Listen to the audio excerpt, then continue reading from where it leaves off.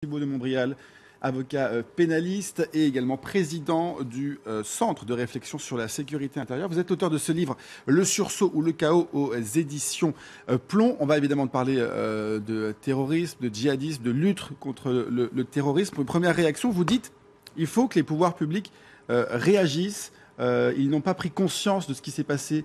En tout cas, ils l'ont pris conscience au début du mois de juin, mais au fur et à mesure du temps, il y a une sorte de renoncement. Vous ne trouvez pas que le gouvernement en fait quand même beaucoup sur cette question-là? Il y a eu le plan Vigipirate renforcé, la loi sur le renseignement, les effectifs militaires qui ont été augmentés. Là, une réunion justement sur la question de l'islam aussi que vous abordez dans votre livre. Ça fait une bonne réaction quand même. Alors, je ne dis pas qu'il y a eu aucune réaction. Heureusement qu'il y a eu une réaction. Ce que je dis, c'est que la réaction est plutôt de l'ordre du conjoncturel et que, contrairement à ce qu'il était permis d'espérer à la mi-janvier, on a l'impression que les lignes ont un petit peu bougé, mais finalement, avec une espèce d'inertie de ces 40 dernières années, elles se sont très vite remises en place. Vous parlez de la loi sur le renseignement, elle était dans les cartons depuis des mois. Vous parlez de la reprise des effectifs militaires, on a simplement diminué leur diminution. Donc, Vigipirate renforcé, heureusement, c'était bien le moins. Mais 5 mois après, on se rend compte d'un certain nombre de choses. La plupart des sites sont beaucoup moins, voire plus du tout protégés. La moitié des CRS est en arrêt maladie.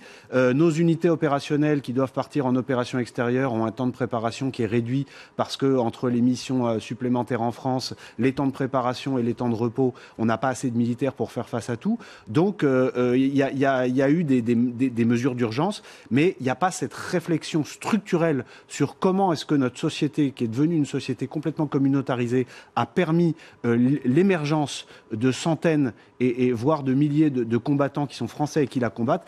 On n'a pas été au bout de cette réflexion. Justement, vous tirez cette sonnette d'alarme, vous en faites l'écho dans ce livre, à ceux qui pourraient vous accuser d'être peut-être un peu trop alarmistes. Qu'est-ce que vous leur répondez aujourd'hui ?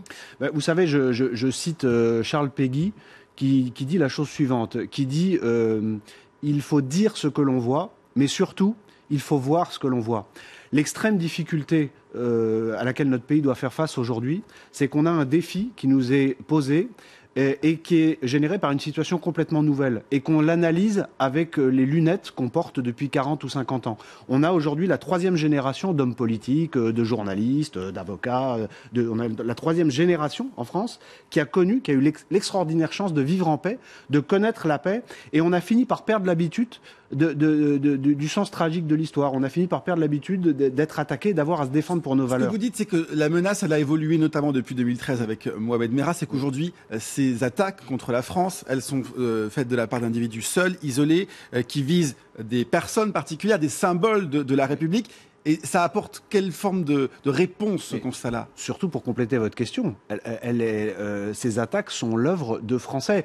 Mohamed Merah, il était seul, ou peut-être qu'il avait quelques complices, ça c'est une question qui regarde l'enquête, mais il était dans un contexte qui était un contexte où à l'époque les djihadistes français étaient quelques dizaines. Aujourd'hui on parle en base 1000. C'est-à-dire que depuis 2013, il y a une véritable lame de fond et c'est un ennemi qui est un ennemi de l'intérieur. Je suis désolé de le dire, ce sont des Français qui attaquent la France et le tout s'inscrit dans un cadre qui est un cadre mondial extrêmement préoccupant de vague de l'islam sunnite conquérante qui dit à longueur de vidéo que leur objectif est d'imposer un califat, y compris en Europe. Il faut être capable de le voir et de l'entendre et de s'organiser en conséquence. Vous diriez 5e colonne ou pas, vous ? Alors, je ne dis pas 5e colonne, mais pour une raison très simple, c'est que le terme de 5e colonne est historiquement très précisément connoté et que je pense que les parallèles historiques sont dangereux parce que ça nous conduirait à transposer des problèmes qui ne sont pas les mêmes et donc à nous tromper de solution à partir du moment où on ne nomme pas le bon problème. Par contre, ce que je dis, c'est que quand ce sont des gens qui font la guerre, parce qu'ils le disent, ils appellent ça la guerre,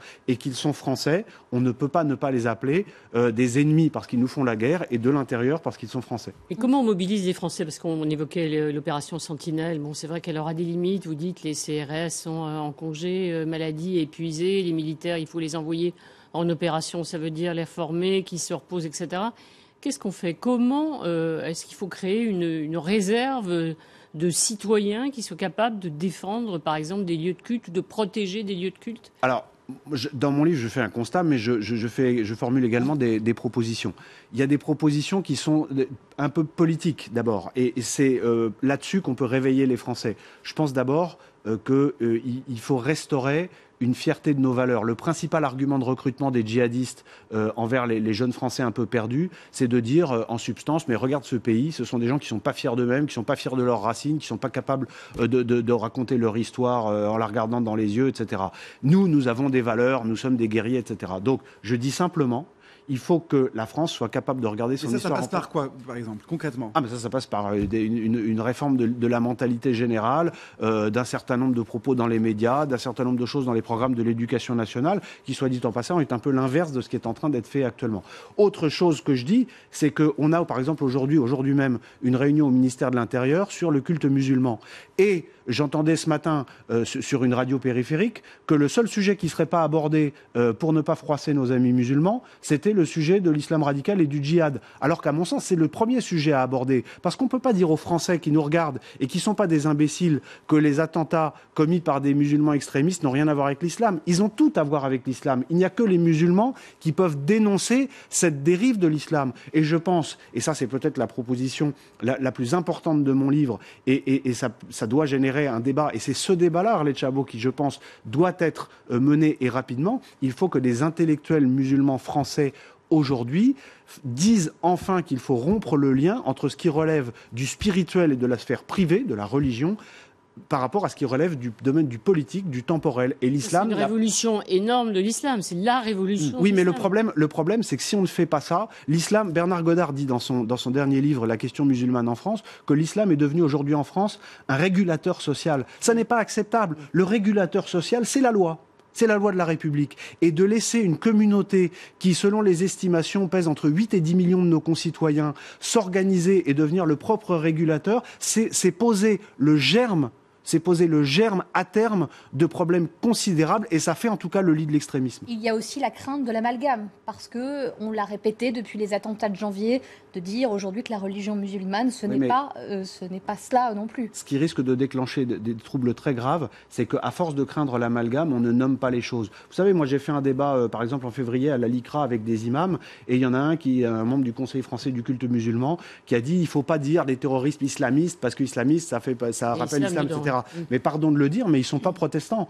Ils le font au nom de l'islam. On ne peut pas dire aux Français qui nous regardent que Koulibaly, Kouachi, qui ont laissé des témoins vivants en les menaçant à la Kalachnikov, en disant « tu diras qu'on a fait ça pour venger le prophète », on ne peut pas expliquer aux gens que ce n'est pas au nom de l'islam. Par contre, ce que des musulmans peuvent faire, c'est de leur expliquer que ça n'est pas ça l'islam, ce qui est deux choses complètement différentes. Mais de nier le lien entre ces actes terroristes, entre cette guerre que l'État islamique nous mène, qui est une guerre de l'islam sunnite conquérant, de nier le lien entre ces phénomènes qui sont des phénomènes mortifères et l'islam, c'est se mettre vraiment la poutre dans l'œil jusqu'à ce qu'elle nous tue. Il doit y avoir une laïcité encore plus exigeante, ou est-ce qu'on n'en fait pas un peu trop aujourd'hui au nom de la laïcité? On entendait Jean-Christophe Cambadélis, il y a le débat sur le port du voile à l'université.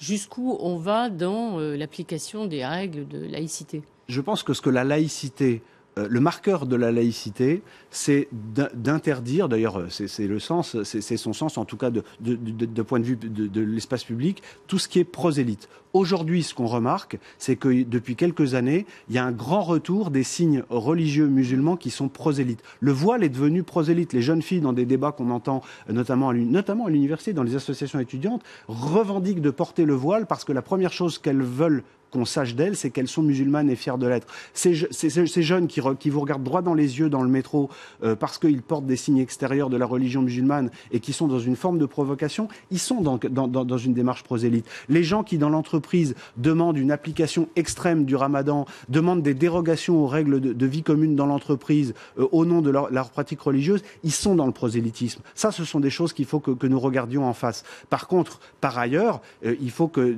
nous retrouvions un équilibre, que le régulateur social redevienne la loi et que par ailleurs nous acceptions de regarder en face l'origine de notre pays, son histoire et ses racines judéo-chrétiennes. Il y a un ensemble global à remettre un petit peu en position, mais il faut le faire vite parce que vous savez les communautés sont très tendues les unes entre les autres.